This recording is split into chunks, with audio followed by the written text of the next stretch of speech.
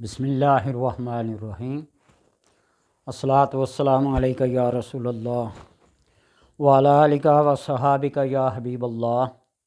اللہم صلی علی محمد وعلی آل محمد صلی اللہ علیکہ یا محمد نور من نور اللہ۔ دنیا کا کوئی بھی فن ہو، جب تک استاد اپنے شاگرد کو ایک خاص مقام، ایک خاص لمٹ اور ایک خاص حد تک اجازت نہ دے، وہ اپنے فن میں، اپنی کاریگری میں، اپنے ہنر میں کبھی کامیاب نہیں ہو سکتا۔ درزی کو دیکھ لیں، وہ اپنے شاگرد کو سکھا کر ایک مناسب دکان پہ بٹھاتا ہے، ایک مناسب جگہ پہ اس کو مشورہ دیتا ہے، رائے دیتا ہے۔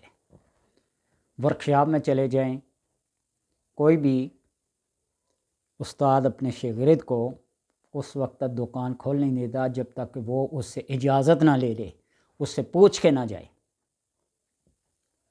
استاد کے احترام میں اللہ تبارک و تعالی نے بڑی برکتیں اور منزلیں اور رفعتیں رکھی ہیں۔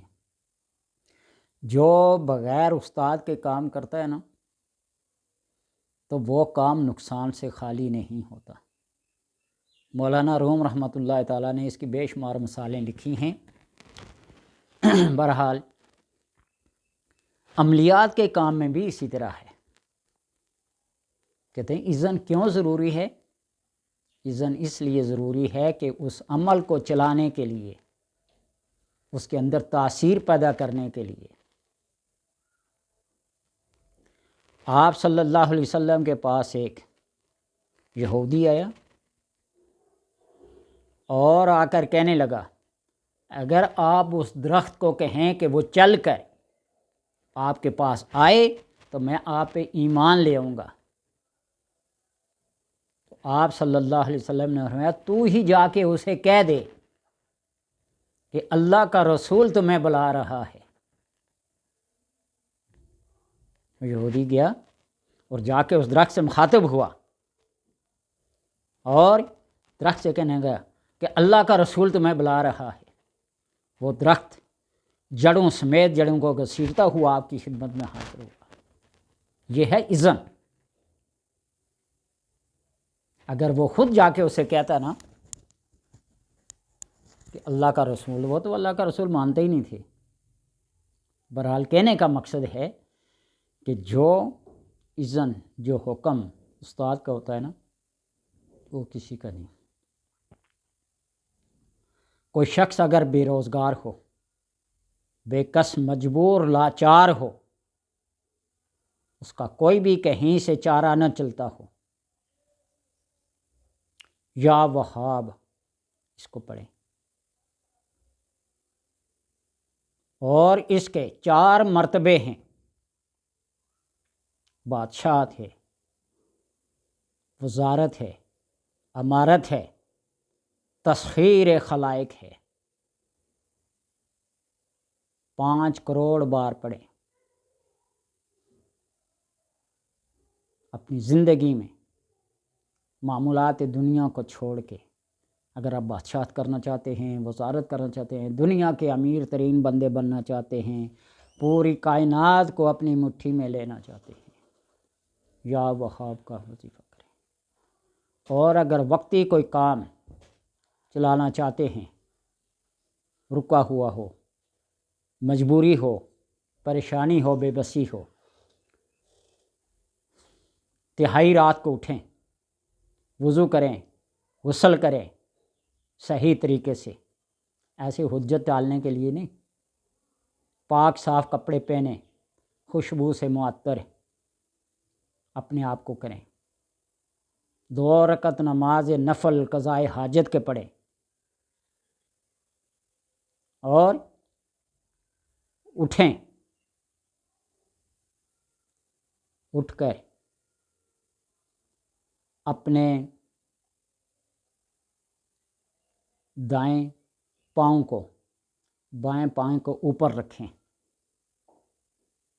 اور 14 کو 14 سے ضرب دے کر جو حاصل عدد ہوگا، 14 کو 14 سے ضرب دیں، جو حاصل عدد ہوگا اس کے مطابق پڑھیں۔ پہلے رائٹ پاؤں، دایاں پاؤں بائیں پاؤں پہ رکھ کر اتنی بار پڑھیں، اور پھر بائیں پاؤں کو دائیں پاؤں کے اوپر رکھ کر پھر 14 کو 14 سے ضرب دے کر، یہ میں اس لیے بتا رہا ہوں کہ آپ ذرا تھوڑی خود بھی کوشش کریں نا، 14 کو 14 سے ضرب دے کر کتنا حاصل عدد آئے گا، تو ایسے پڑھیں۔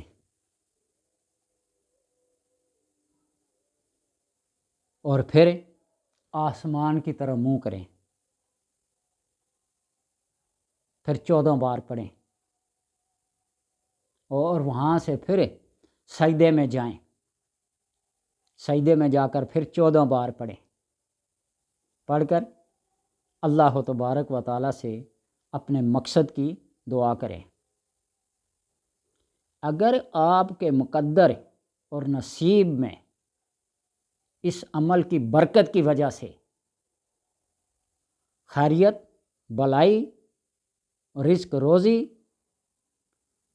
اور نصیب کھلنے کی بات ہوئی تو آپ اس عمل سے محروم نہیں رہیں گے، پہلے ہی دن کا کام ہو جائے گا۔ نہیں تو 3 دن اس کو متواتر کریں۔ آسان طریقے سے بتا رہا ہوں، تہجد سحری کے وقت اٹھیں، تازہ وضو اور غسل کریں۔ وضو اور غسل اس لیے کہہ رہا ہوں کہ غسل جو ہوتا ہے بغیر وضو کے مکمل نہیں ہوتا، یہ بتاؤں۔ پہلے وضو کریں، کامل طہارت جس کے کہتے ہیں، پھر اس کے بعد غسل کریں، تازہ پاک صاف کپڑے پہنیں، خوشبو سے معطر ہوں، توجہ کے ساتھ یکسوئی کے ساتھ 2 نفل ادا کریں، اور پھر کھڑے ہو جائیں سلام پھیرنے کے بعد، دائیں پاؤں کو بائیں پاؤں کے اوپر رکھ کر 14 مرتبہ، یعنی 14 مرتبہ سے مراد یہ ہے کہ 14 کو 14 سے ضرب دے لیں، جو حاصل مجموعہ ہوگا اتنی تعداد میں پڑھیں، اسے 96 بنتا ہے، 196۔ اور پھر اسی طرح بائیں پاؤں کو پھر دائیں پاؤں پہ رکھ کے پڑھیں، اور پھر آسمان کی طرف منہ کر کے 14 بار پڑھیں، وہاں سے سیدھے سجدے میں چلے جائیں، اور سجدے میں جا کر 14 بار پڑھیں، اور پھر اپنے مقصد کی دعا کریں، سر اٹھا کے کریں، سجدے میں ہی کریں، اپنے مقصد کی دعا کریں، اللہ تبارک و تعالیٰ کامیاب کرے گا۔ پہلے ہی دن مقصد پورا ہوگا، اگر نہیں تو پھر 3 دن متواتر کریں، 3 دن متواتر کریں، پھر بھی اگر نہ ہو تو اپنے مقدر کے، اپنے نصیب کے اچھا ہونے کی دعا کریں۔ یہ اسباب ہیں، یہ ذرائع ہیں، ورنہ جو لوگ وظائف نہیں کرتے، عملیات نہیں کرتے، اللہ تبارک و تعالیٰ نے ان کے مقدر میں جو لکھا ہوا ہے وہ ان کو مل کے رہتا ہے۔ جب بندہ اپنے اوپر کوئی چیز لازم کر لیتا ہے نا، اپنے اوپر کوئی چیز لازم کر لیتا ہے، تو پھر اللہ تبارک و تعالیٰ بھی اپنے اوپر بندے کے لیے کوئی لازم کر دیتا ہے، اس کو دے کے ہی رہتا ہے، لازم و ملزوم کا تعلق بن جاتا ہے۔ کوئی اس چیز کو مانے یا نہ مانے، آپ اللہ کے لیے جھکیں گے، اللہ آپ کو اٹھائے گا، آپ اللہ کے لیے کسی کو دیں گے، اللہ آپ کو دے گا۔ من اعطى للہ ومنع للہ احب للہ وابغض للہ، 4 چیزیں ہیں۔ جو اللہ کے لیے محبت کرتا ہے، اللہ کے لیے بغض کرتا ہے، اللہ کے لیے عطا کرتا ہے، اور اللہ ہی کے لیے روکے رکھتا ہے، فقد استکمل الایمان، اس نے اپنے ایمان کو مکمل کر لیا۔ ایمان کی تکمیل اللہ تبارک و تعالیٰ کی رضا اور اس کے احکامات کی پیروی کے اندر ہے، نبی اکرم صلی اللہ علیہ وسلم کی پیروی کے اندر ہے۔ اللہ سب کو عمل کی توفیق عطا فرمائے۔